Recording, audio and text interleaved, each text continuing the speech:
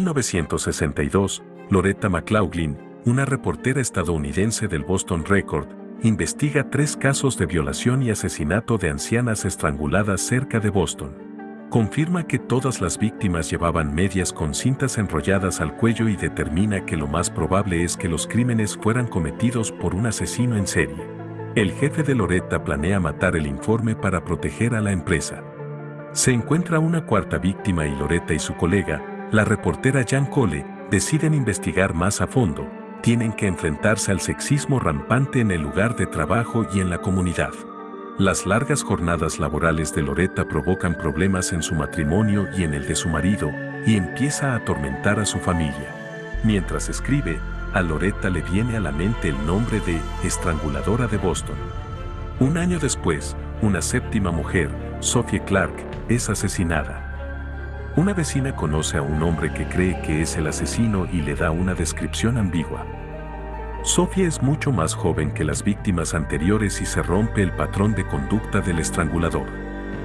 Más tarde, Loretta y Jan se enteran de que la policía de Boston no ha investigado ni compartido información con otras ciudades. Esto significa que asesinatos similares, como los cometidos en Nueva York por un hombre llamado Paul Dempsey, han pasado desapercibidos. Mientras tanto, Albert DeSalvo, sospechoso en la investigación en curso, es detenido. Se pide a la vecina de Sophie que lo identifique en una rueda de reconocimiento, pero ella elige a otro hombre, George Nasser. En 1964, sin embargo, DeSalvo confiesa los 13 asesinatos. Como la policía no tiene pruebas suficientes para relacionarlo con los asesinatos, es condenado a cadena perpetua por sus anteriores delitos de robo y delitos sexuales. En 1965, Loretta se entera por un detective de Ann Arbor, Michigan, de que allí se han cometido 6 asesinatos idénticos a los del estrangulador de Boston. Acude a Ann Arbor y se entera de que el sospechoso más probable es Daniel Mars, antiguo novio de una de las víctimas del estrangulador. Mars es detenido, pero se niega a colaborar con la policía. En 1973, DeSalvo llama a Loretta y le pide que acuda al día siguiente en horario de visita para escuchar su versión de los hechos. Antes de que Loretta pueda reunirse con él, muere apuñalado por otro preso.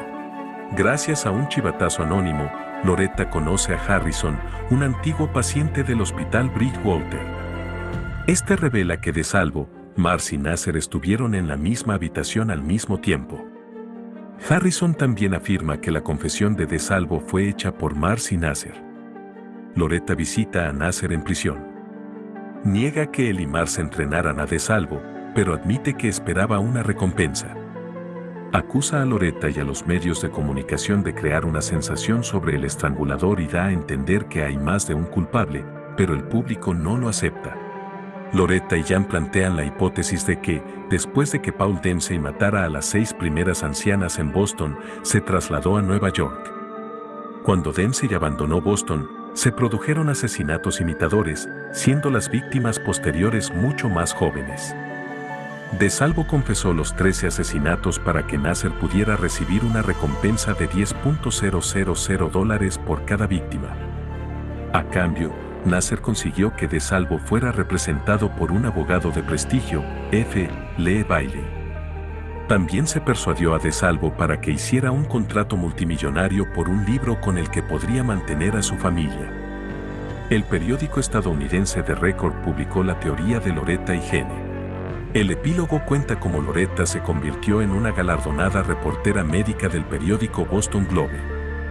Jan trabajó como reportera durante 30 años. Después, Loretta y ella siguieron siendo amigas íntimas. Mars nunca fue acusado de asesinato.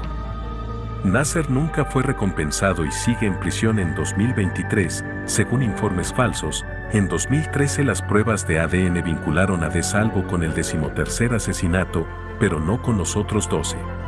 Años 60, Loretta, Karen Aitli, esposa y madre de 3 hijos, se apresura a trabajar en la redacción. A las mujeres en los periódicos se les suele encargar artículos sobre mercancías, moda, cocina o, en el mejor de los casos, sobre las esposas de hombres poderosos. Loretta, sin embargo, quería cubrir temas más serios. La periodista descubre una conexión entre los asesinatos de varias mujeres en Boston. La heroína trabaja horas extras para escribir una historia que inquieta a la ciudad y provoca la ira de la policía. A Loretta se le acaba uniendo la veterana colega Gene, Carrie Coon, cuya imperturbable calma y valiosos contactos aceleran el trabajo de la periodista. Los débiles gritos de la mujer tras el muro, una súplica de ayuda y el aterrador silencio que le sigue. Los tonos grises subrayan la sensación de terror que persigue a las mujeres de Boston. Más de una docena de mujeres fueron asesinadas en la ciudad entre 1962 y 1964. Las víctimas llevaban cintas al cuello con la letra del asesino, pero la policía no les prestó atención, y una inexperta pero implacable reportera con sentido de la justicia intervino. La película advierte inmediatamente al espectador de que la historia está basada en hechos reales, pero no totalmente en ellos. No es la primera vez que Hollywood aborda una serie policíaca que conmocionó Boston. En 1968 se estrenó la película homónima protagonizada por Henry Fonda. En 1969 se estrenó la película homónima protagonizada por Henry Fonda. A diferencia de su predecesora, esta nueva historia se aleja de la sabiduría convencional sobre quién está detrás de los crímenes.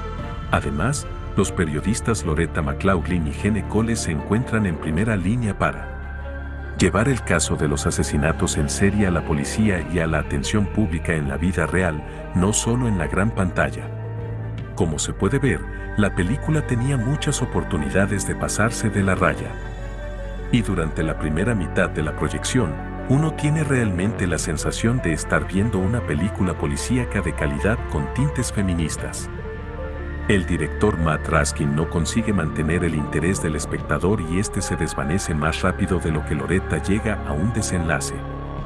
El director Raskin está destinado a igualar a los directores más maduros que dominan el despiadado género del thriller de David Fincher. Sin embargo, el director se las arregla para construir un espacio sexista en el que las mujeres periodistas tienen que vivir y trabajar.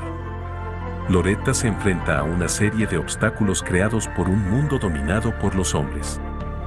Desde el vilipendio de las periodistas en las publicaciones hasta las acusaciones de los familiares descontentos con el trabajo de la heroína, conviene recordar que en los años 60 a las mujeres se las honraba en la cocina y las profesiones reconocidas eran el servicio doméstico y el cuidado de los niños.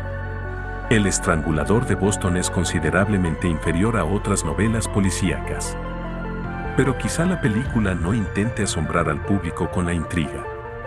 Normalmente, en las películas un detective masculino con un abrigo elegante rescata a una mujer de un loco, pero aquí no.